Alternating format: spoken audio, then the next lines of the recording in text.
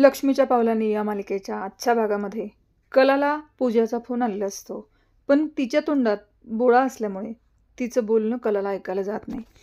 आणि त्याच वेळेला तिथे राहुल बसलेला असतो आणि राहुलच्या लक्षात येतं की पूजानं कलाला फोन केला आहे. आणि तो तिथून पळ काढतो आणि डायरेक्ट पूजाला जिथं डांबून ठेवलं तिथं तो येतो. आणि तिचा फोन घरी आल्यामुळे तो खूप चिडलेला असतो. त्या माणसानं तो प्रचंड रागवतो. तो म्हणतो की तुमच्या लक्षात आलं नाही का, हिच्या हातात फोन कसा काय लागला. आणि ती माणसं सावध होतात. ही फोनच्या शेजारी असते आणि ती फोन घेऊन फोन लावते. त्यावेळेला हे काहीच करू शकत नाही. त्यावेळेला तो तिला खूप त्रास द्यायचा प्रयत्न करतो. तो म्हणतो तुझ्या लक्षात येत नाही का, तुझी आई घरी एकटी आहे आणि या सगळ्यामध्ये पूजा डार्लिंग तुझं काय होणार आहे. इकडं कला आणि अद्वैत पूजाच्या घरी गेलेले असतात. तिची आई घरी असते आणि तिला कुठलीही मैत्रीण नसल्याचं ती सांगते.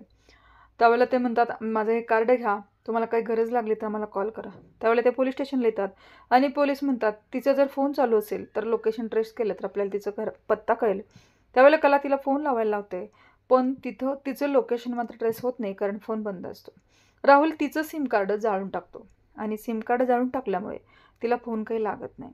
आता या सगळ्यामध्ये कला आणि अद्वैत घरी येतात.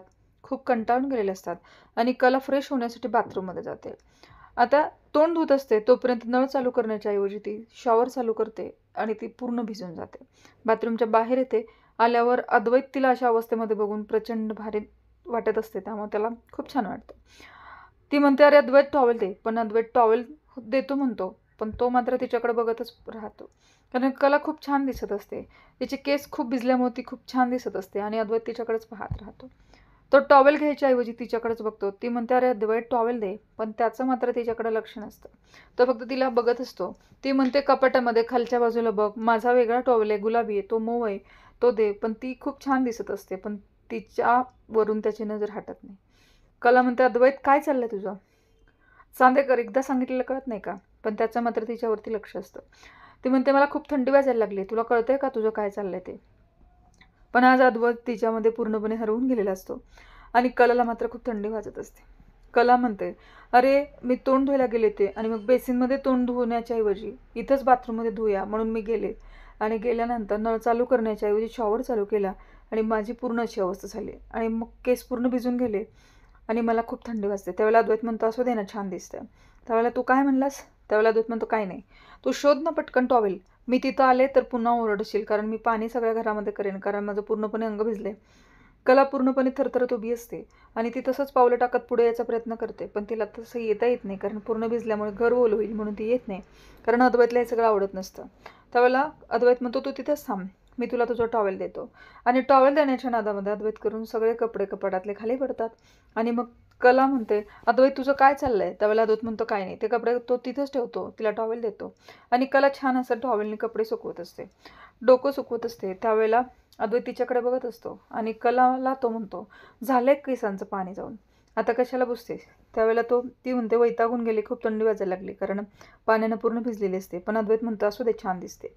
असं दोघांचा मस्त असा सीन चाललेला असतो. खूप सुंदर कला दिसत असते, भिजल्यामुळे आणखी छान दिसत असते आणि अद्वैत तिच्यामध्ये हरवून गेलेला असतो.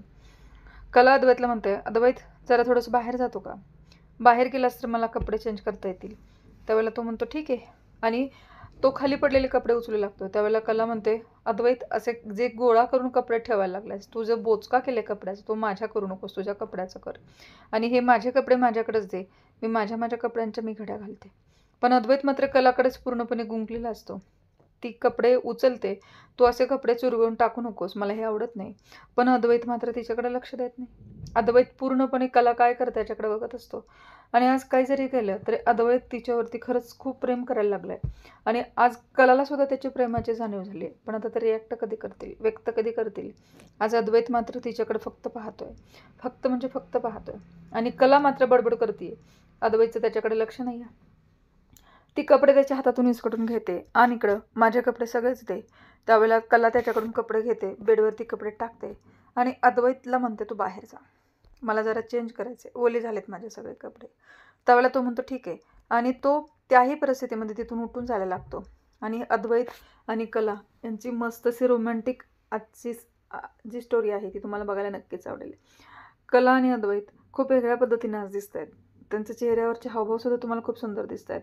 अद्वैत तिथून बाहेर जायला लागतो आणि कलासुद्धा त्याच्या पाठीमागे दरवाजा लावायला जात असते. कारण आता अद्वैत बाहेर गेल्यानंतर घरामध्ये दरवाजा बंद करून तिला चेंज करायचं असतं. पण तिचा तोल जातो आणि ती अद्वैतला जाऊन पटकन पकडते आणि दोघं एकमेकांना घट्ट पकडतात.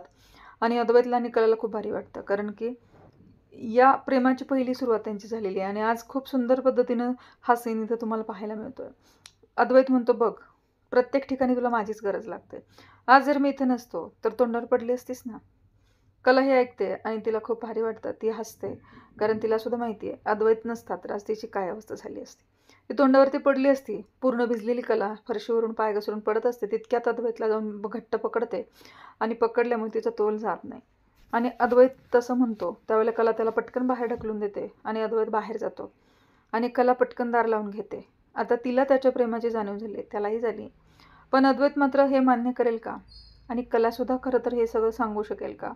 आता दोघांच्या प्रेमाची सुरुवात तर झाली आहे, पण व्यक्त कधी होईल हे सगळं आपल्याला बघायचं आहे. पण हे सगळं कधी?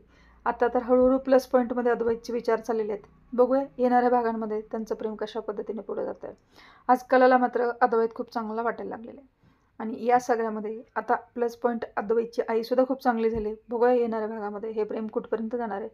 पाहत राहा लक्ष्मीच्या पावलांनी. धन्यवाद.